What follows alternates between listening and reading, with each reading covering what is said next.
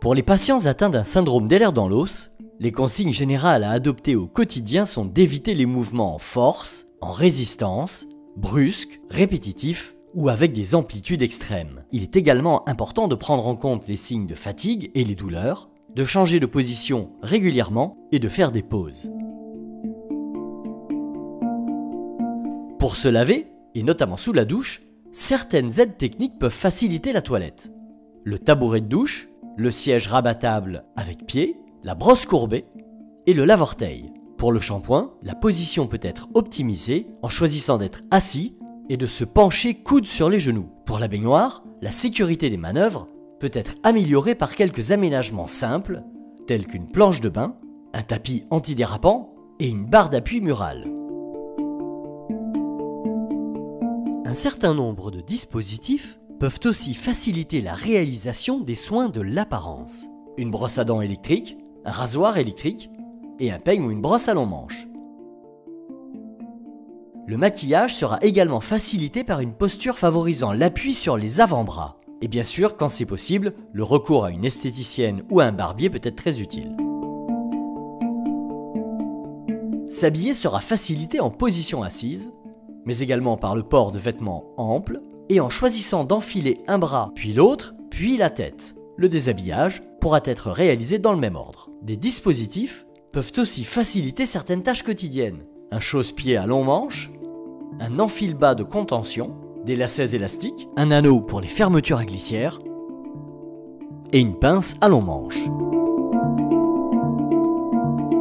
La sécurité et le confort de la préparation des repas peut être amélioré par le fait de s'asseoir, avec un siège assis debout par exemple, mais aussi par l'utilisation d'antidérapants, de planches de préparation à clous ou à butée, ou encore d'ouvre-boîtes ou ouvre-bocaux manuels ou électriques, d'épluches légumes, d'essoreuses à salade, de hachoirs manuels et de moulins à sel ou à poivre électriques ou automatiques. Dans la cuisine, le maintien des casseroles peut aussi s'avérer compliqué et présenter des risques.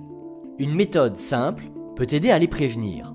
Pour remplir la casserole, il est préférable de la placer sur le feu, puis de la remplir ensuite avec une cruche ou une bouilloire, ou utiliser quand c'est possible directement un flexible du robinet jusqu'à la casserole. Les casseroles pleines seront préférablement glissées sur le plan de travail, et quand elles ont servi à cuire du riz, des pâtes ou des légumes, utilisez de préférence une écumoire. L'utilisation des placards dont le rangement est situé en hauteur peut être aussi optimisée en plaçant de préférence les éléments les plus couramment utilisés à hauteur des yeux, maximum, ou sur le plan de travail, ou encore sur la partie haute des éléments bas. On pourra utiliser un marchepied de 2 à 3 marches maximum, et de manière générale, on portera les éléments à 2 mains, surtout quand ils sont lourds. En cuisine ou à table, les manipulations seront aussi parfois facilitées par des ustensiles adaptés, tels qu'un ouvre-bouteille manuel ou électrique, des couverts adaptés, comme les roulettes à pizza, les manches grossies et courbées, ou des couteaux cauchoirs.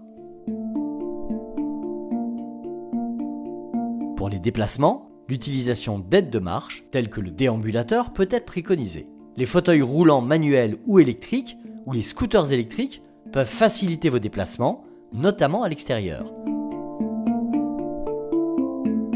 Pour la voiture, les transferts doivent s'effectuer en réalisant un pivot sur les fesses. L'option boîte automatique peut aussi simplifier la conduite. Un coussin d'assise, à air ou à mémoire de forme, rendra les trajets plus confortables. Et les assises correctrices type Better Back peuvent favoriser un meilleur maintien du rachis. Pour éviter de trop tourner la tête pendant la conduite, un rétroviseur élargi à l'intérieur et un surrétroviseur extérieur augmenteront le champ de vision sur les côtés. Pour le travail effectué sur un bureau ou un poste de travail informatique, des aménagements peuvent aussi être prévus.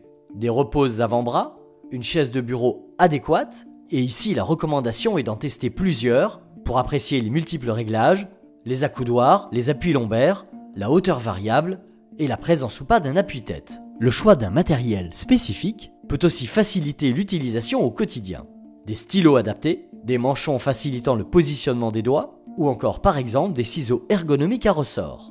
Enfin, côté informatique, une souris adaptée, verticale, un joystick et un clavier extra plat peuvent améliorer le confort de travail. Enfin, un support d'écran peut aussi permettre de jouer sur l'inclinaison d'un clavier, d'une tablette ou d'un PC portable. Un support d'écran permettra de garder le regard dans la partie supérieure et une tablette graphique peut être une alternative pour la prise de notes.